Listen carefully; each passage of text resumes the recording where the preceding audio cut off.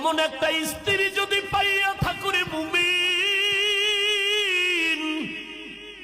তুমি বাইরে বাইরে কষ্ট করবা, তোমার স্ত্রী ঘরে বসে নামাজ পড়বে, যায় নামাজ বিছাইয়া দোয়া করবে, জান্নাতের বাগান তুমি পেয়েছো।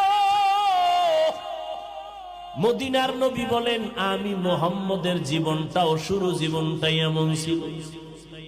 আম্মা জান আয়েশা বলেন, আমি দেখি নবী আমার হুজরায় বসে কান্না করেন। আমি আয়েশা ভয় পেয়ে গেলাম, ও পয়গম্বর কেন কাঁদেন?